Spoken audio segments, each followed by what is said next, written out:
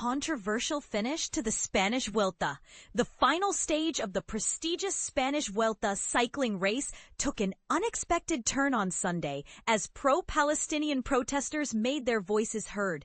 This peaceful protest, however, turned into a chaotic scene, raising questions about the role of sports in political discourse. In Madrid, near the route finale, police and protesters clashed. The protesters carrying anti-Israel banners partially blocked the road, forcing the riders to come to a halt. While the riders dismounted, the race officials were yet to make an official call, leaving the fate of the stage and the overall race uncertain.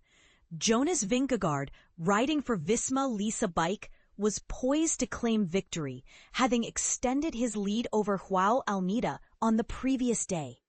With a comfortable lead of 1 minute and 16 seconds, Vingegaard was set for a ceremonial ride into Madrid. However, the protesters, with their barriers and banners, disrupted the planned route. The protesters, numbering several hundred, remained on the road, preventing the race from continuing. Anti-Israel messages were also displayed on nearby buildings, adding to the tense atmosphere. The awards podium, located near the protest site, was left in limbo, with uncertainty surrounding the presentation of prizes. The race organizers initially instructed the riders to stop due to the protests, but a brief resumption on Sunday was short-lived. As authorities and organizers discussed the situation, the riders were forced to halt once again. The team's support cars, as they passed by the protesters carrying Palestine flags, were met with jeers and chants. With over 1,500 police officers deployed for the final stage, the 3-week cycling race had been largely peaceful until this point. The 103.6-kilometer, 64.3-mile final stage, starting in Alapardo, had seen no major incidents until the protesters' intervention.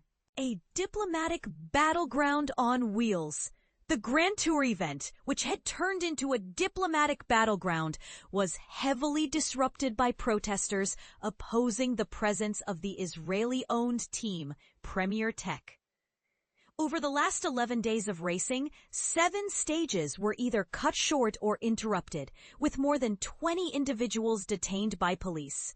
In one particularly tense moment, a protester carrying a Palestine flag attempted to run onto the road, causing a crash involving 2 riders.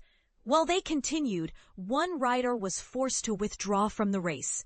The final stage's route was shortened by 5 kilometers, 3.1 miles, due to traffic concerns, and previous stages had already been altered because of safety concerns related to the protests. Authorities, anticipating the potential for further disruptions, deployed a heavy police presence for the finale in Madrid, adding to the 130 officers already accompanying the race.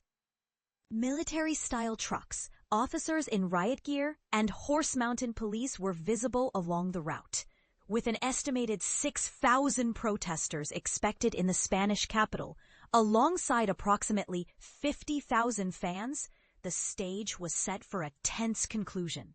If Vingegaard were to claim victory, it would mark his 3rd Grand Tour title, adding to his Tour de France victories in 2022 and 2023. This incident raises important questions about the intersection of sports and politics. Should sports events be immune from political protests? Or is it a valid platform for raising awareness and sparking conversations? What impact do such disruptions have on the athletes and the integrity of the competition? Join the discussion in the comments and share your thoughts on this controversial finish to the Spanish Vuelta.